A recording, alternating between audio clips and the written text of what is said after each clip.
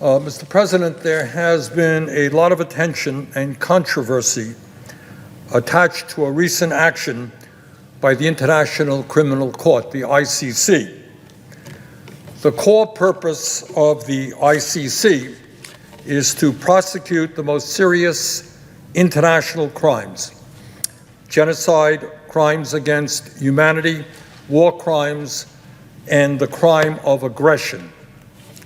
I believe that it is very important that all of us support accountability for these crimes and the important mission of the ICC. Mr. President, last year, the ICC declared that President Vladimir Putin of Russia was in violation of international law and that he was a war criminal. The ICC issued arrest warrants for Putin and one of his senior officials, saying there are reasonable grounds to believe that they had committed the war crime of unlawful deportation and transfer of population for their systematic kidnapping of thousands and thousands of Ukrainian children. I supported the ICC decision, and in fact, that is the tip of the iceberg of what Putin has done in Ukraine. Putin started the most destructive war in Europe since World War II. He has bombed civilians and devastated civilian infrastructure, killing at least 30,000 civilians and displacing millions more.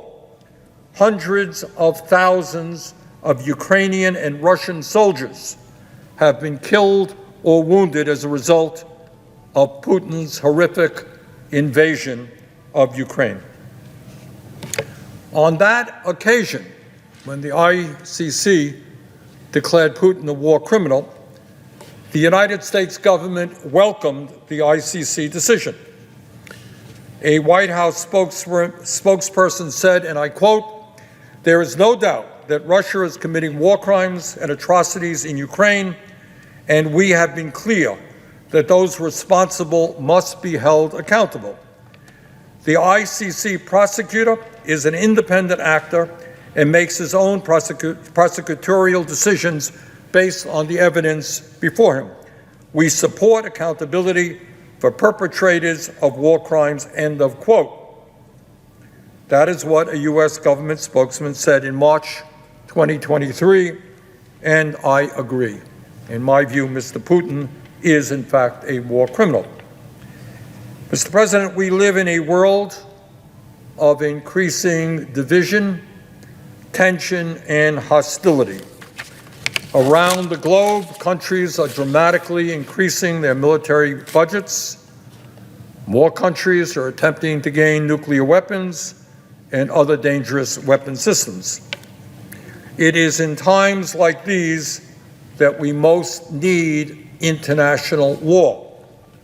Without it, we will have an even more violent world where might makes right and war criminals can act with impunity.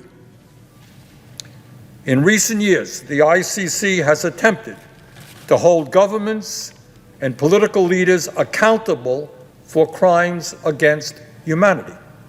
That is what they do, and that is what they are supposed to do.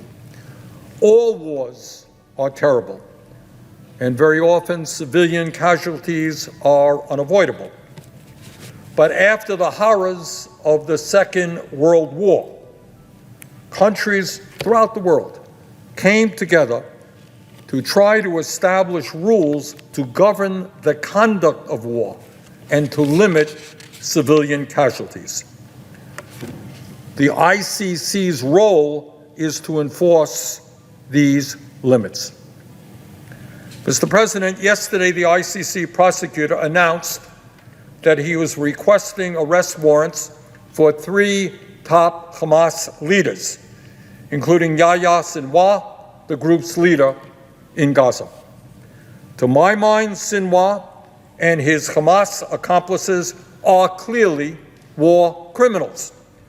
The horrific October 7th terrorist attack on Israel began this war, and included the mass murder of 1,200 innocent men, women, and children, the taking of hundreds of hostages, and sexual violence against captives. These war crimes are well documented, and very few people would dispute the merits of those charges. Mr. President, the ICC prosecutor also asked for arrest warrants for Israeli Prime Minister Netanyahu and Defense Minister Gallant. The ICC charges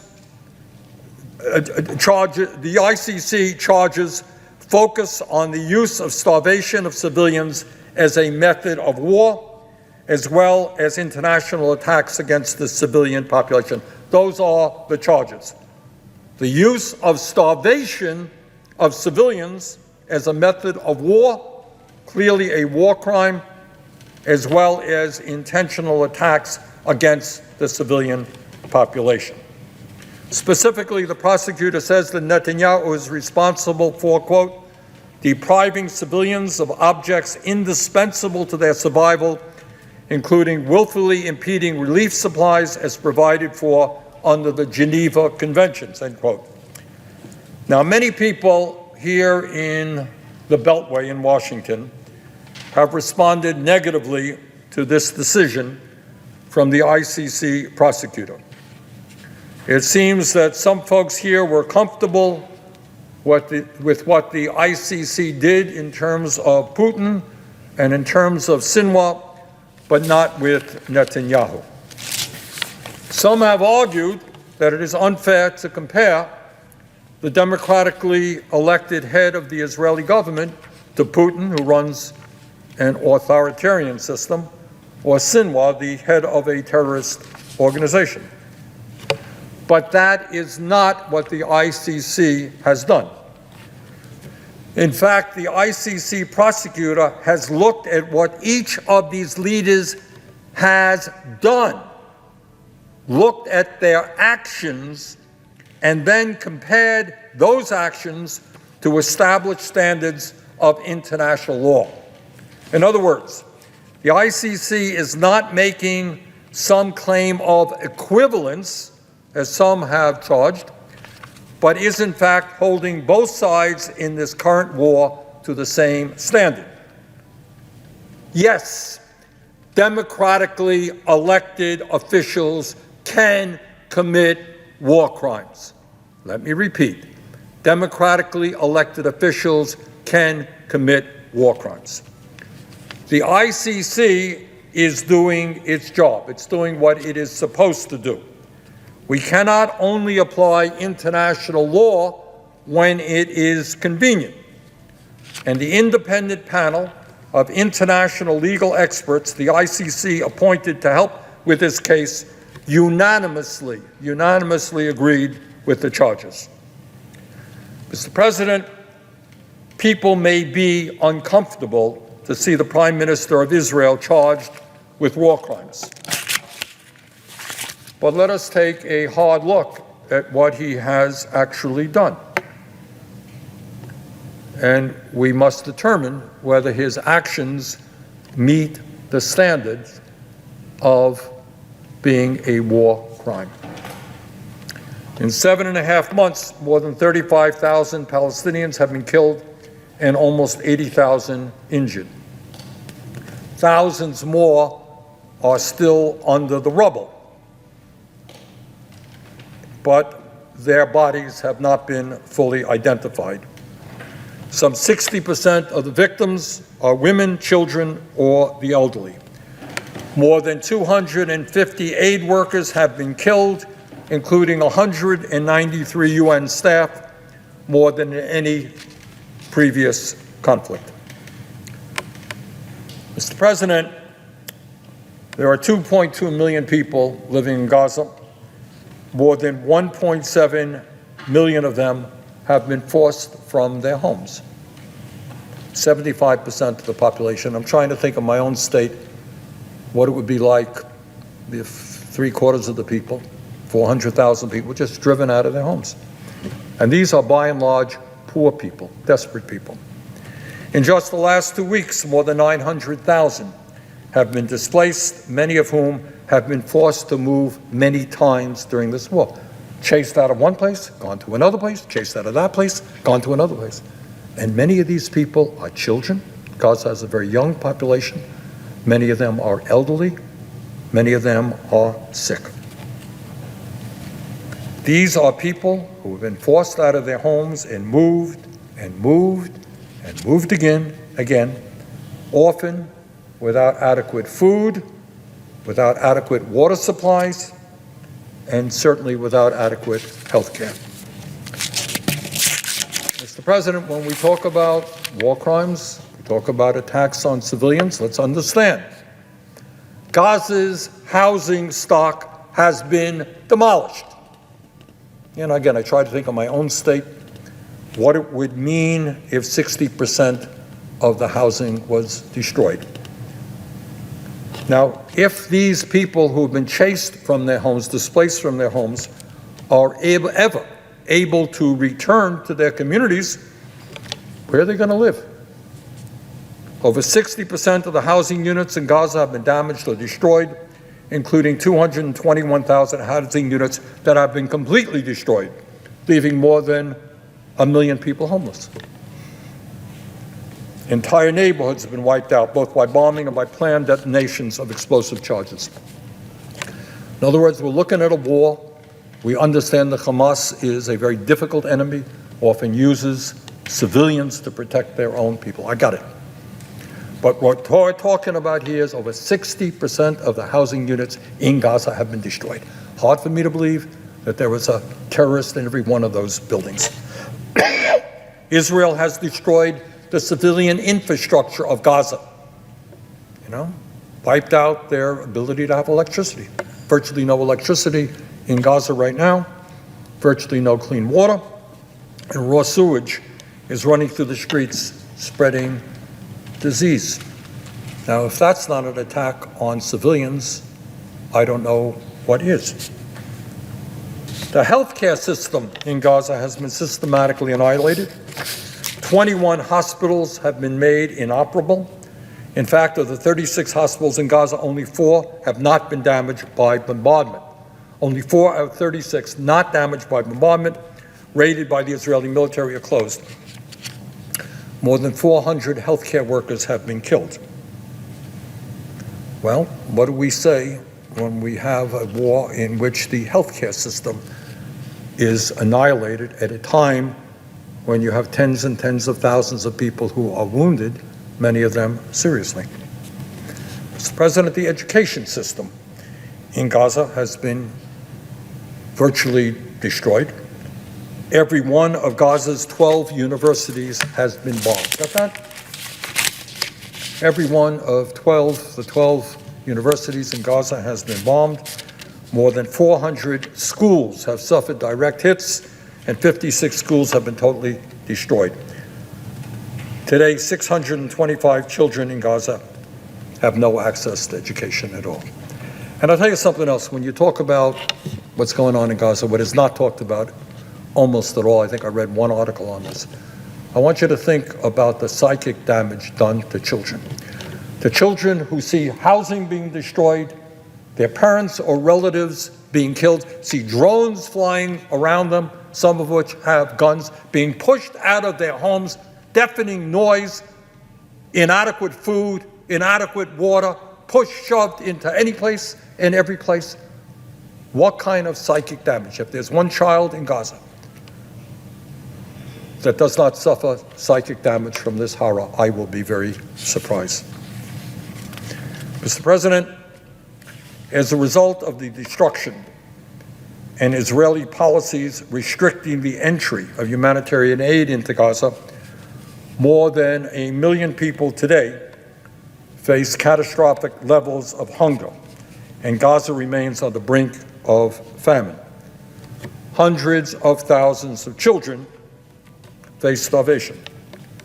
Even now, more than 7 months into this war, Israel's invasion of Rafah has severely disrupted the humanitarian relief operation, closing the 2 main border crossings and making it almost impossible for the UN to access its warehouses or distribute aid.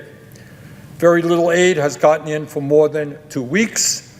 Bakeries have had to shut down, and hospitals are running low on fuel. Just today, the UN announced that it had been forced to halt all food distribution in Rafah after running out of supplies. The World Food Program said that, quote, humanitarian operations in Gaza are near collapse, saying that if food and other supplies don't resume entering Gaza in massive quantities, famine-like conditions will spread, end of quote. Now, Mr. Netanyahu's been on TV today and elsewhere. He denies it all. Ain't true, says Mr. Netanyahu. He claims that Israel is deeply worried about the civilian population, worried about the children, and that Israel is not blocking humanitarian aid at all. Not at all. Well, it turns out that the United Nations and virtually every other humanitarian group involved in the humanitarian disaster in Gaza strongly disagrees with Mr. Netanyahu. Now, we can trust the words of a prime minister under criminal indictment in Israel, or we can trust the people whose function in life is to provide humanitarian aid. UN Secretary General says that much more aid is urgently needed to, quote, to avert an entirely preventable human-made famine, end quote, and that there is no alternative to the massive use of land routes, end quote. Cindy McCain, the wife of our former Republican colleague John McCain, who is now the head of the World Food Program, said of Gaza that, quote, there is famine, full-blown famine in the north, and it is moving way south, end quote. A month ago, more than 50 humanitarian organizations called on Israel to allow greater humanitarian access and stop unnecessarily restricting aid. That's 50 humanitarian organizations. Mr. Netanyahu says one thing, but 50 organizations who are desperately trying to get food to hungry people say something else, and let the world decide who is telling the truth. And this group of humanitarian organizations included Catholic Relief Services, CARE, Mercy Corps, Oxfam, Save the Children, Refugees International, and scores of other well-respected humanitarian organizations. They say that Netanyahu and his team have blocked humanitarian aid. Mr. President, our colleagues, two of our colleagues, Senators Van Hollen and Senator Merkley, visited Rafah in January. I heard their presentation to the Democratic caucus. Upset by the unreasonable Israeli restrictions on aid, they talked about trucks being inspected, sent back, that things that should have been allowed to get through were not allowed to get through. They said afterward that the U.S. must, quote, demand that the Netanyahu government lift the impediments to delivery of basic goods needed to sustain life in Gaza, end quote. Netanyahu denies it. Two of our colleagues who were there say that Israel was blocking aid. The United States government also disagrees with Netanyahu. USAID Administrator Samantha Power said, quote, food has not flowed in sufficient quantities to avoid this imminent famine in the South, and these conditions that are giving rise already to child deaths in the North. In March, Secretary of State Blinken said, quote, the bottom line is food is getting in, but it is insufficient, end quote. In April, he said there has been progress, quote, but it is not enough. We still need to get more aid in and around Gaza, end quote. And in a formal report this month, the State Department said that, quote, Israel did not fully cooperate with the United States government efforts, and United States government supported international efforts to maximize humanitarian assistance flow to and distribution within Gaza. I got a kick out of hearing Mr. Netanyahu this afternoon. He talked about airlifts. My God, they're supporting airdrops. They're supporting food coming in from the sea.